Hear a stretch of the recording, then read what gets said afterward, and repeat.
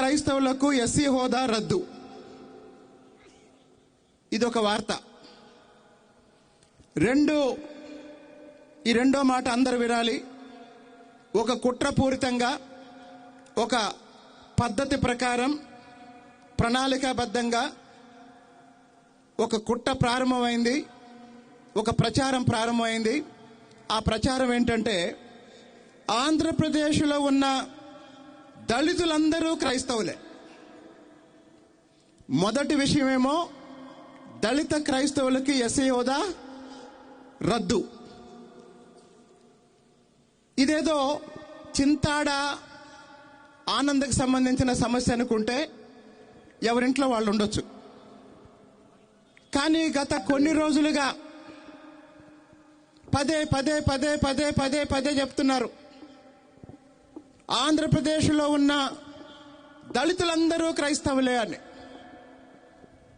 మొదటి అంశమేమో దళిత క్రైస్తవులకు రిజర్వేషన్లు రద్దు, ఎస్సీ హోదా రద్దు.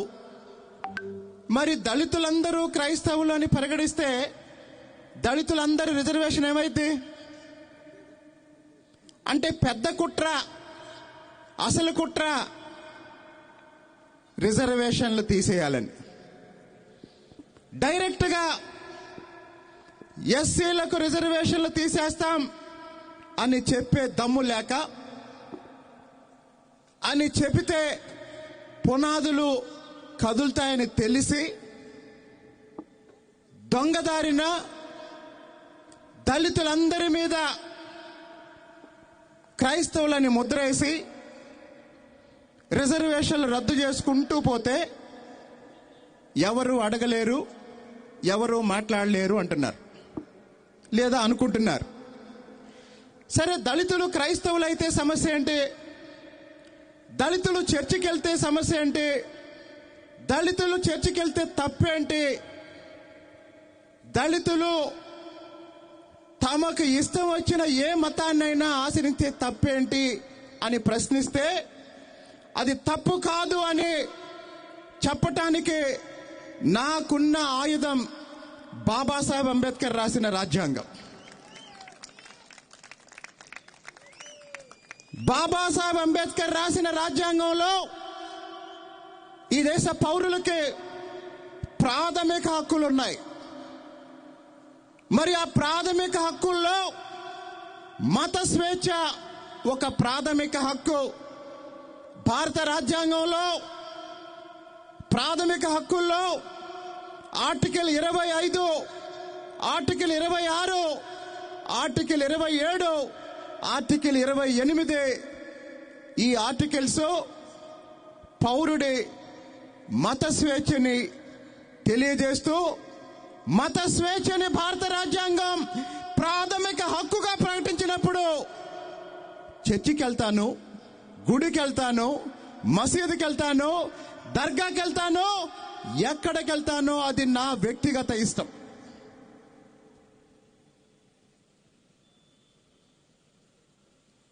నా తండ్రి కొలికిపూడి సుబ్బారావు వెంకటేశ్వర స్వామి భక్తుడు, అందుకే నాకు శ్రీనివాసరావు అని పేరు పెట్టాడు. నా తల్లి మంగమ్మ చర్చికి వెళ్తుంది. నా తల్లికి చదువు రాకపోవటం వల్ల చిన్నప్పటి నుంచి పాకెట్ మనీ కోసం ఎప్పుడు రూపాయి కావాలన్నా, ఎప్పుడు సినిమాకి వెళ్ళాలన్నా మా అమ్మ దగ్గరికి వెళ్ళి, అమ్మ ఒక రూపాయి అని అడిగితే బైబిల్ చదివితే ఇస్తానని చెప్పేది. కాసేపు బైబిల్ చదివి వినిపిస్తే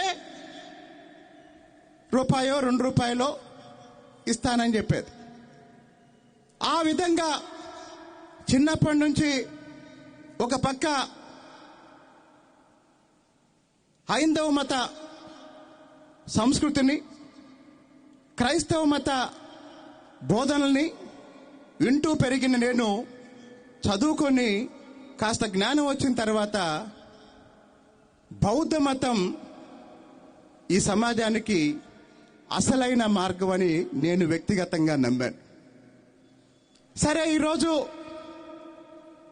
దళిత క్రైస్తవులకి ఎస్సీ హోదా రద్దు చేస్తామంటున్నారు.